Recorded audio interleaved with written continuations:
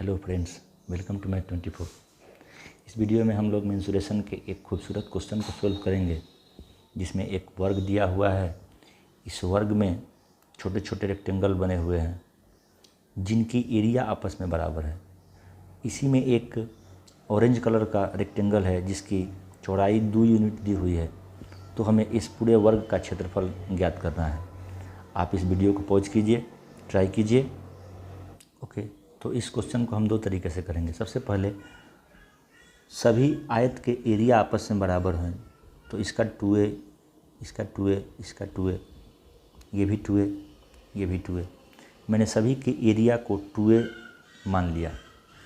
अब चूँकि इस ऑरेंज रेक्टेंगल की एरिया 2a है, तो इसकी लेंथ लंबाई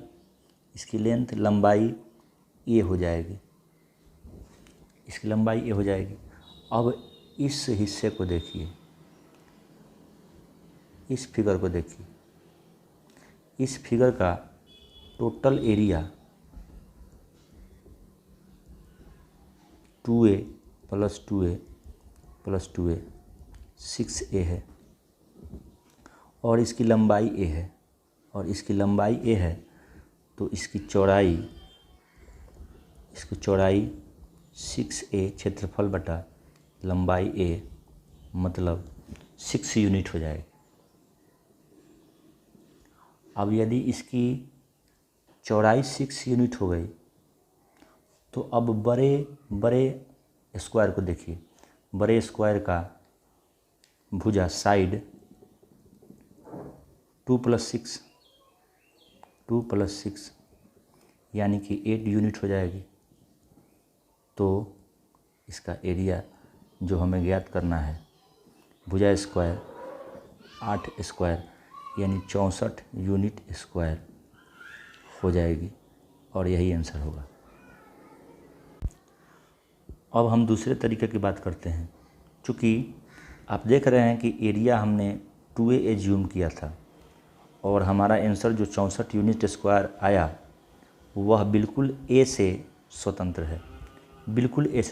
है, इसका मतलब कि a पर इस बड़े वर्ग का क्षेत्रफल निर्भर नहीं करता। इसका मतलब हम एरिया कुछ भी ले सकते हैं।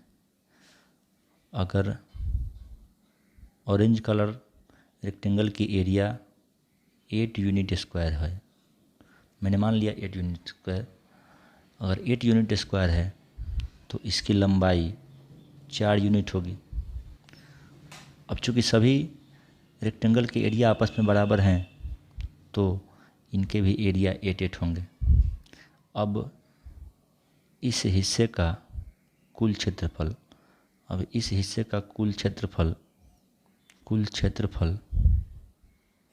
8 प्लस 8 प्लस 8 24 यूनिट स्क्वायर होगा, एवं इसकी लंबाई 4 यूनिट है।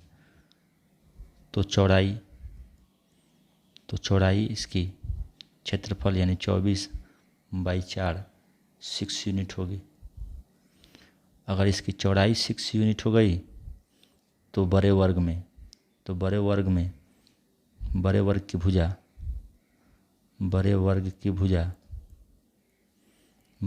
भुजा 2 प्लस 6 यानी कि 8 यूनिट हो जाएगी। 8 यूनिट हो गई, इसलिए बड़े वर्ग का क्षेत्रफल 8 स्क्वायर यानी 64 यूनिट स्क्वायर आंसर। मतलब आप कुछ भी एरिया एज्यूम कीजिएगा, इसका आंसर 64 यूनिट स्क्वायर ही होगा। तो अगर आपको यह वीडियो पसंद आया तो मेरे चैनल को लाइक कीजिए, शेयर कीजिए, सब्सक्राइब कीजिए। तब तक अगले वीडियो के लिए धन्यवाद।